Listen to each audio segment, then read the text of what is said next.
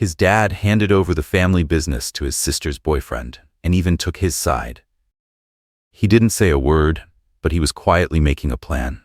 Do you think someone like him would give up that easily? No way. This story will show you what silent resistance really looks like. Stick with us to watch every dramatic twist unfold. 4:30 a.m., the soft chime of a clock echoed in the empty kitchen. Luke Whitman reached over to silence the alarm, pulled on a pair of worn jeans, and stepped into his familiar rubber boots. He walked outside as the early morning chill hit him, the scent of dry grass and damp earth rising from the backyard. On the frozen ground, yesterday's boot prints were still clearly visible. He opened the creaky wooden door to the barn. The smell of manure, milk, and life hit him. Some people might cringe. To Luke, it smelled like home.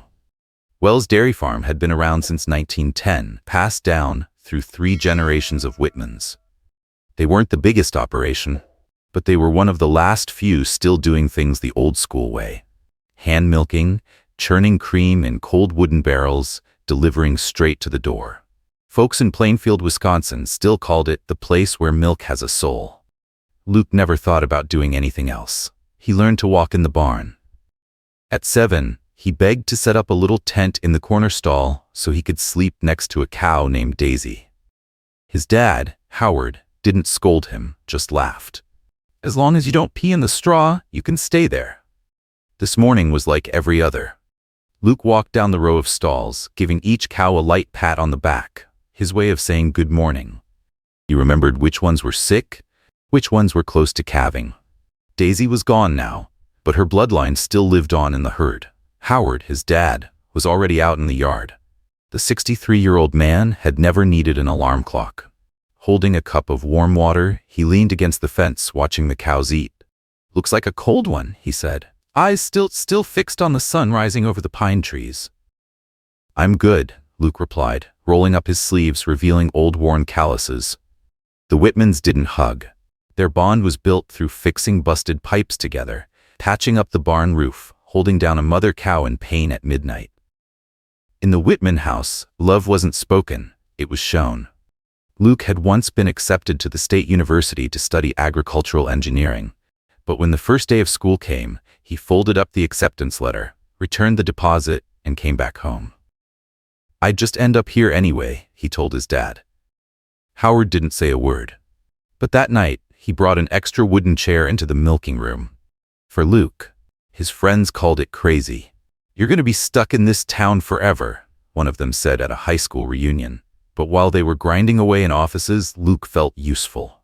No one else knew how to care for the cows when the wind chill hit -20 degrees Fahrenheit.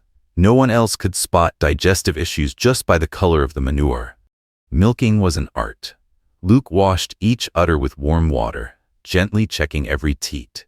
His hands moved in a steady rhythm, coaxing out streams of warm, cloudy milk. The smell of fresh milk rose, sweet, honest. Today, he loaded the milk cans onto the back of the pickup, getting ready for deliveries. Restaurants in Green Bay and Appleton had been ordering from their farm for over a decade.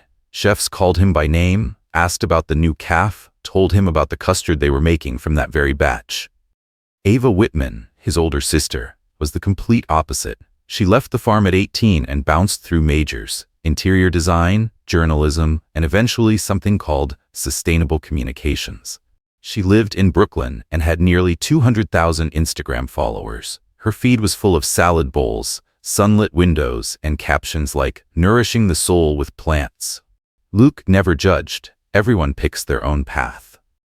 But he could feel the distance between them growing. Ava came home twice a year, never for more than 3 days. She hated the barn smell, couldn't stand the sound of roosters at dawn. Last summer, Ava called to say she was coming to visit, the first time in nearly a year. But what surprised everyone was that she brought someone with her. Owen Blake. Pale, tall, with skin almost translucent. A thin linen scarf around his neck, beige linen pants. When Luke reached out to shake hands, Owen smiled and said, "Wow, your hands are like oak wood." Luke couldn't tell if it was a compliment or a dig. Howard invited them in for dinner. Beef stew with potatoes, cornbread, homemade cheddar. Owen was polite but didn't touch a thing. "I'm fully plant-based," he said softly, "and I avoid dairy products." No one said anything. Ava smiled. Owen's a specialist in raw foods and regenerative farming. Owen glanced around, saw the old photo on the wall of Great-Grandpa Whitman with the herd from 1923. Then he asked, voice still light as air, "Is there a way to raise cows without taking their milk?" Luke's fork slipped from his hand and hit the table. Ava shot him a look that said, "Don't react." His father, Howard, just gave a dry chuckle and took another sip of water. The room fell silent. For a second, Luke felt a chill slice through his chest, even though the door was shut. That question lingered in Luke's mind for days. Is there a way to raise cows without taking their milk? Not because it was ridiculous, but because of how Owen asked it. So softly, like suggesting a different tablecloth. No anger, no conflict. Just cold, like a stranger's hand on your shoulder right before they take everything. Owen didn't leave after that visit. He stayed, first for a week, then 2. Then he somehow became the farm's unofficial helper. Ava told their dad that Owen was researching sustainable ag transition models.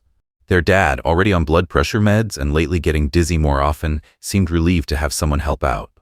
"Howard needs rest," Owen said at dinner one night. "He's dedicated his whole life to this farm. It's time to slow down. Let us try a new direction, a more sustainable model." Luke set his spoon down. "What model?" "Transitioning to plant-based," Owen said. "Oat milk is growing 4 times faster than dairy. Young people aren't drinking animal milk anymore. They want something cleaner, easier on the gut." Luke let out a laugh, but there was no humor in it. "What do you know about raising cows? About 5-month winters that feel like forever? You think you can make milk out of oats and sunshine?" Ava jumped in. "He's done serious research, Luke. There are stats, reports, everything backs this trend. I think you should try being more open-minded." Their dad said nothing. He just ate quietly, occasionally glancing at Owen, then back at his plate like he was doing math in his head. The following week, Owen printed out a thick packet and laid it on the breakfast table like he was pitching to a boardroom. The bold title read, "Restructuring Strategy for Wells Dairy Farm, From Animal Milk to a Plant-Based Ecosystem." Luke didn't bother opening it. "I know why this farm turns a profit. It's the quality. It's every drop of milk from healthy cows eating clean grass, not from ground-up seeds mixed with water and sweeteners." Owen sighed, voice soft. "Luke, you have to understand, feelings don't keep a business alive." A week later, Howard made it official. "From now on, Owen will handle operations. I don't have the strength anymore." No discussion, no family meeting. Just a sentence dropped during dinner, like a weather report. Luke stared at his dad, waiting for something more, but he just kept cutting vegetables, his hands slightly trembling. 3 days later, the milking machines were listed on Craigslist. A week later, 12 cows were loaded onto a truck, headed for an abused animal recovery center Owen had connections with in Vermont. Luke ran out to the yard, slammed his hand on the side of the trailer. "They're not abused. They've been cared for better than most people." Ava pulled him back. "You're making a scene. This is liberation, not a goodbye." Liberation from what? From care? From kindness? From having something taken that's theirs. That's called farming, Ava. It's what kept this family alive for 3 generations. She stepped back, eyes lit up. "You're being extreme. You sound exactly like those conservative men I debunk in my videos." Owen stood in the background, still silent, just jotting something down in a small notebook, like he was logging an episode of unawakened behavior. That night at dinner, Luke slammed his hand on the table. "Does no one in this family know right from wrong anymore?" Ava flinched, then turned to their dad. "See, Dad, what cow could survive in this kind of hostility?" Howard stayed quiet, head down. He didn't back Luke. He didn't stop Ava either.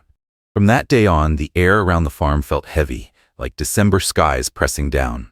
Longtime workers started quitting. No one gave a reason. They just nodded at Luke, then left quietly, never to return. Henry, the one who'd helped Luke deliver his first calf, was the last to go. "I've done this job for 28 years, he said. "But this ain't a dairy farm anymore." Luke stood in the empty barn, listening to the wind bang the door against the wall. All that was left was the smell of old hay and dried manure. No more cows calling to each other. No more low hum of the milking machines. No one to talk to during the lunch break. One morning, Luke saw his dad sitting on the porch, wearing yoga clothes, sipping a greenish drink. "What are you doing?" "Trying a new recipe Owen gave me. Blended sunflower seeds with turmeric." "You like it?" Howard shrugged. "Tastes rough, but it's good for the heart." Luke turned away. Said nothing. He knew exactly what was happening. His dad was leaving the world he built, one sip at a time. Less than a month after the last cow left the farm, Luke's phone started ringing. The first call came from a restaurant owner in Appleton. Her voice was tired, almost angry. "Your new milk. It goes bad in 2 days. Tastes like rice water. My customers sent back their custard the moment they tasted it." Luke couldn't say anything except a quiet apology. The second call came from a bakery in Oshkosh, one that had used Wells dairy cream for over 12 years. "I don't know what you're doing over there, but this isn't the product I used to order. It's thin, flavorless, and has no soul." Luke brought it up to Owen. Owen just shrugged. That's a normal first reaction. People need time to adapt. Luke didn't respond, but as he walked out of the office, he caught a whiff of peppermint oil drifting from the old barn. The door was wide open. Inside, where there used to be straw-lined stalls, there were yoga mats, a Bluetooth speaker, and a group of 5 people meditating in lotus position. Someone struck a singing bowl. The tone rang out, long and hollow, like it came from another world. Owen stood at the door, holding a stainless steel water bottle, smirking. Breathwork and mindfulness healing sessions, $180 per person, 3 hours, were booked through next month. Luke turned away. He didn't want to see more. That night, walking past Owen's office, he noticed a printout left out on the desk, an unpaid invoice. Specialized milk filtration system, $40,000. The item description read, Rice Processing Unit, RPX model. He looked it up. It was an industrial rice cake machine. He picked up the paper and went to ask. Owen didn't flinch. "It's a multi-use machine," he said. "Plenty of startups use it for both oat milk and organic rice cakes. Everyone's doing this in Brooklyn. You just don't get it. You've been living slow for too long." Living slow. That phrase kept echoing, over and over, like an excuse to wipe out a family's entire lifetime of farming. A week later, Luke saw a video Ava had posted, promoting their new product, artisan oat milk, handcrafted from the soil of Wisconsin. In the clip, Owen stood in a field of young oat plants stirring a tub of cloudy white liquid, talking about transforming plant energy into living nourishment. Underneath the video were hashtags: organic, non-GMO, sustainable, artisan-made. Luke knew exactly what was in that tub: water, dry oat powder, thickeners, and artificial vanilla. But people believed it and bought it. The packaging was sleek, the story polished, the male voiceover soft against piano music. The product sold for 30% more than the old dairy milk. Low costs, high markup. In the first 3 months, the books showed profit growth. His dad looked at the report and nodded. "At least we're not losing money. That's something." Luke didn't feel anything close to relief. He felt betrayed. Not just toward the customers, but toward the land, the cows that once lived here, and the sweat of 3 generations of Whitmans. He started snapping photos of every invoice he could find. During meetings with investors Owen had brought in, Luke secretly recorded audio. In one strategy session, Owen referred to his model as a case study for nationwide plant-based retreats. No one in the room was a farmer. They were environmental studies grads, landscape architects, and a few people who used to run yoga studios in Manhattan. One afternoon, Luke saw Owen printing a new partnership contract. The first line in bold: Zen Grove Foundation, Community Wellness Through Conscious Agriculture. Registered address, a 3rd-floor apartment in Brooklyn. Luke recognized it immediately. It was Ava's old place.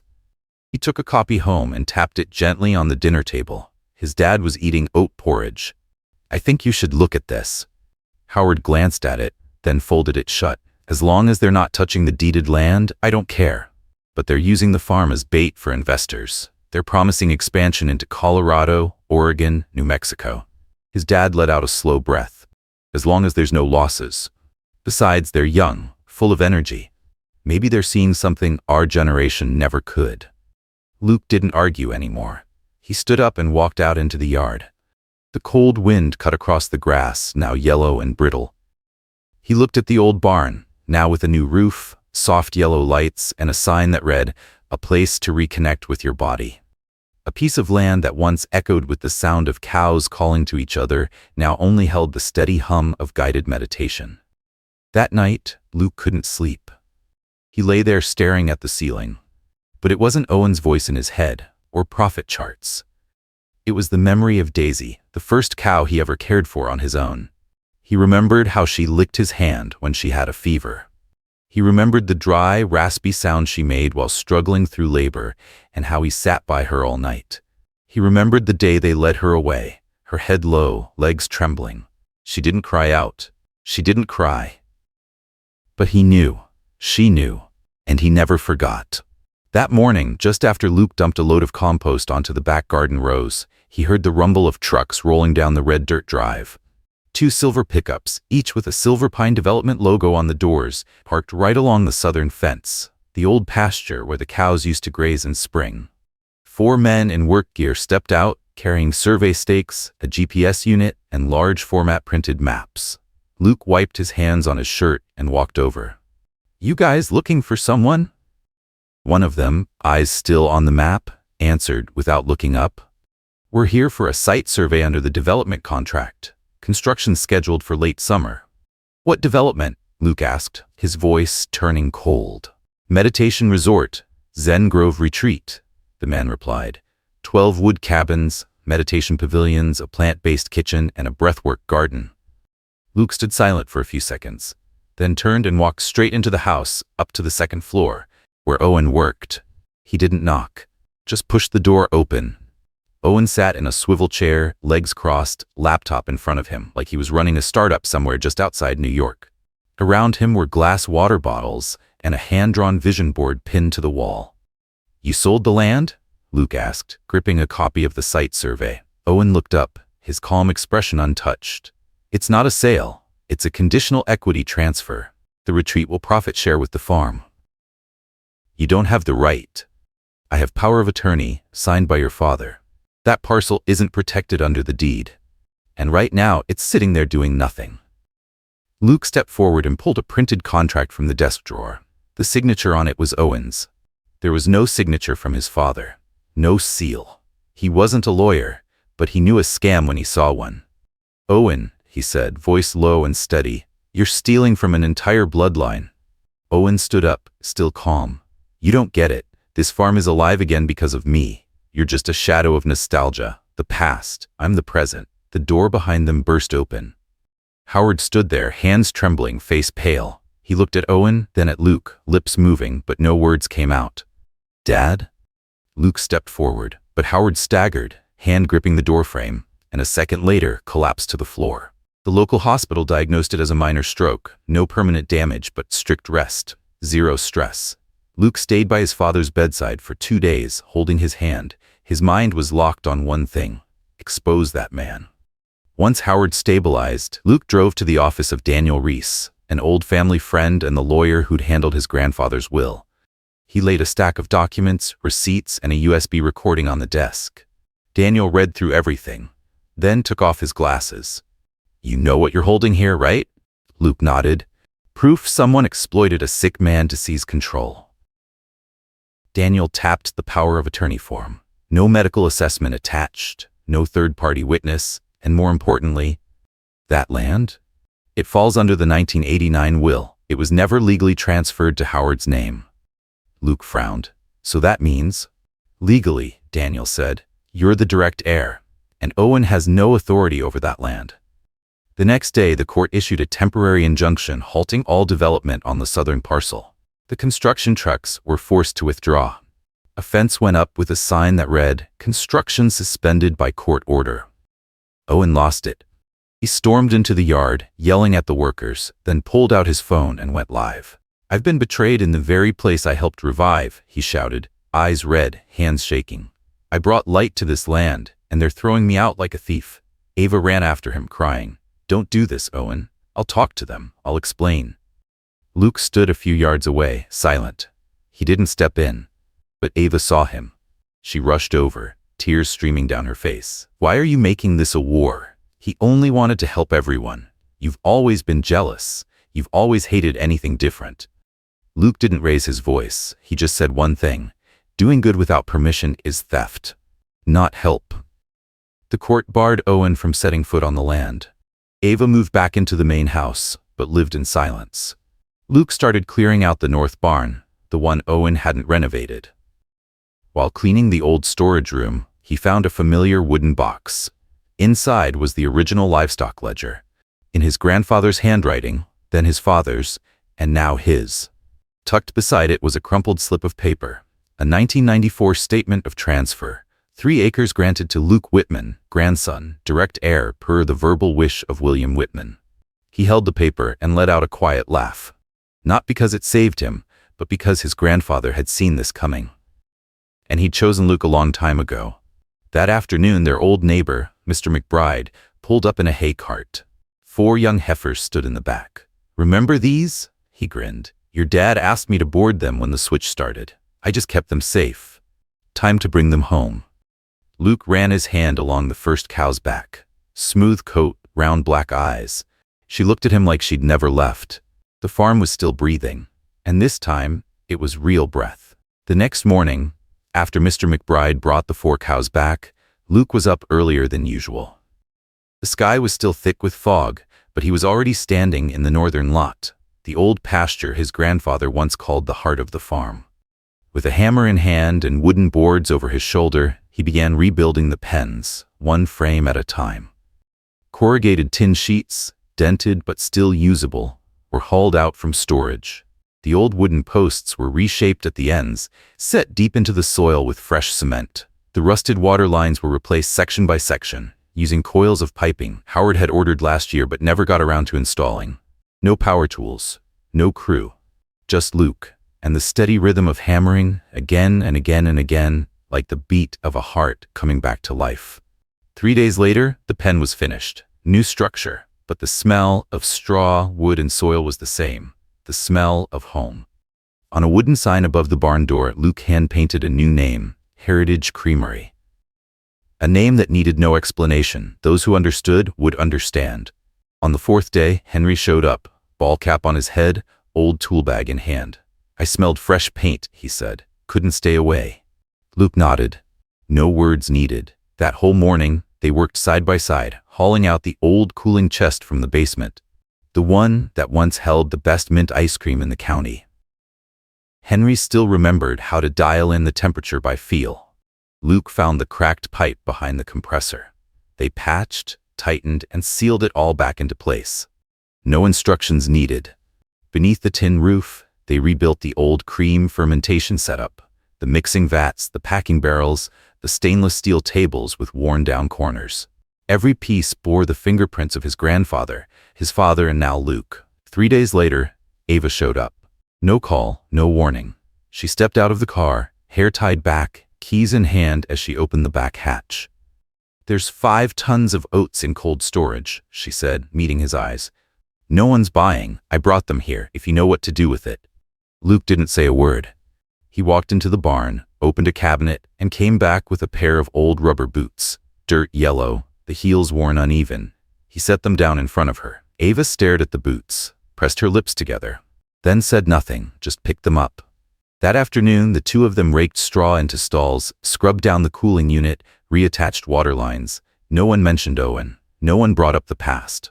Luke made a decision. He'd do one thing, and do it right. Whole milk, straight from the cow. No oats, no sugar, no sleek branding. Just the farm's name, the milking date, and his own handwritten signature. He called the old restaurants, the ones that had walked away. Some didn't pick up. Some were hesitant. But one, the owner of an Italian place in Appleton, answered after 2 rings. "If it's Luke Whitman calling," she said, "I'm listening." On the first delivery run, Luke drove the truck himself. His hands trembled slightly on the wheel. But when the restaurant owner poured the milk, took a sip, and gave a small nod, he knew he was back on the right road. Word spread fast in the local chef community. A week later, the phone started ringing again. "Got any of that mint ice cream left? Still making that yogurt with the wild culture? Do you still pack the ice chests with straw on the bottom?" Luke only said one thing. "Everything's just like before, only a little cleaner." That night, Luke and Henry cracked open the first batch of frozen cream. As the off-white scoop hit the bowl, a soft hint of mint filled the air. Luke saw Henry's eyes light up, the first time in weeks after crouching over pipes and compressors. "Tastes just like 2005, Henry said, his voice rough. "Just like that first batch we made with your granddad." Out on the front porch, Howard sat in his wooden chair, a thin blanket in his lap, eyes following the cows grazing at the edge of the yard. He hadn't said much since the stroke, but every day he sat in that same spot, like a sentinel of memory. At dusk, Luke stepped up the porch steps. In his hands, 2 glasses of fresh cold milk. He didn't say a word as he handed one to his father. Howard took it, his hand unsteady. He sipped, slow and deliberate, then looked his son in the eye. No words, no apology, no thanks, just a look. And it was enough. Luke sat beside his father. They drank in silence. The sky deepened, but the wind carried warmth and the scent of dry grass, of cows, of milk. Familiar again, like the very first time. A year after Luke repainted Heritage Creamery on that wooden sign, Wisconsin Farm and Field ran a 3-page feature titled, "A Legacy Doesn't Die If Someone Keeps the Fire." They called Luke the last young man who still believes in milk with a soul. The article spread fast. People who once doubted him started sending handwritten letters of thanks. One elderly woman drove in from out of state just to buy a single bottle. "This smell," she said, "smells like memory." Around that same time, the FBI made a public announcement, an official investigation into Owen Blake. A network of foundations under the Zen Grove name had been exposed as a front for money laundering, operating across 5 states. Among the entities listed, Wells Dairy Farm appeared as a primary pivot asset, a perfect bait farm to raise disguised capital. The accounts under Owen's name were frozen. All land transfers were suspended. The meditation resort, still a bare plot of dirt, was shut down before the foundation was even poured. Owen vanished from Brooklyn just 1 week before the arrest warrant was issued. The last known sighting was a grainy video from Newark Airport, showing him beside an unfamiliar woman and 3 rolling suitcases. Ava wasn't with him. She stayed, asked to handle the farm's books. No one questioned it. No one asked why. She showed up on time, sat in the same spot every day. No lipstick, few words. But every month, the numbers matched down to the last cent. Luke didn't say, "Good job." He just brought an extra chair into the meeting room. Howard didn't go out to the fields much anymore, but every morning he brewed a pot of tea, sat on the porch, and counted the cows from a distance. One morning, he called Luke outside. "I saw the lawyer. The rest of the land, I'm signing it over to you." Luke started to speak, but Howard raised a hand. "I'm keeping 10%, just so I've got an excuse to drop by the barn now and then." That same week, one of the 4 original heifers gave birth. The first calf of the new generation. White coat, bright eyes. Ava stood by the stall watching. "You got a name in mind?" she asked softly. Luke watched it take its first shaky steps, legs trembling, head held high. "Hope," he said. One spring afternoon, a stranger pulled up to the gate. He asked to buy milk, then pointed at the wooden sign. "You guys sell oat milk too?" Luke gave a small smile. "We only do real here. No substitutes." That day, Luke milked at sunset. The light cut sideways through the barn door, glinting off the surface of the milk in the pail. The scent of earth, hay, and sweat blended in the air. No music, no film crew lights. Just the sound of the cow's breath, the soft clink of the metal pail, and the steady, quiet beat of his own heart. His father sat on the porch steps, lifting a glass of fresh milk, giving a small nod. Ava was inside, sorting through order sheets. Henry checked the fridge seals. Everything was small, simple, but real. Some things aren't meant to change, because they weren't broken to begin with. Legacy isn't something you frame, it's something you live with, every day with your hands, your feet, and your blood. The farm wasn't crowded, it wasn't flashy, but it was alive, and this time alive the right way. Heritage Creamery didn't make headlines anymore, but people still came, not for the story, but for the taste of the milk, and for the way Luke bowed his head in quiet thanks after every delivery. One day, Ava asked, "When are you going to take a break?" Luke looked out at the cows grazing. The wind bent the grass toward the sun.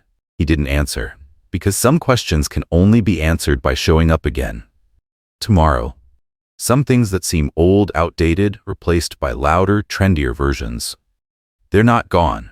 They're just waiting for the right person to hold on.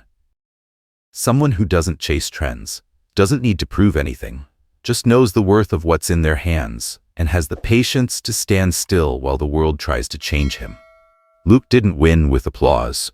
He won with consistency, with the scent of hay still on his hands, with a glass of real milk poured by calloused fingers, not by someone else's empty promise. This isn't just a story about cows or land or one farm. It's a story about belief in what's right, even when it isn't shiny. So what about you? Is there something in your life that's being pushed to change, even though you know it was never wrong? Share it in the comments, because maybe, just maybe, your story will wake something up in someone else. If you love raw, honest, and inspiring stories like this, don't forget to hit subscribe and turn on the bell so you won't miss the next episode. Family drama, where stories aren't just told, they're felt.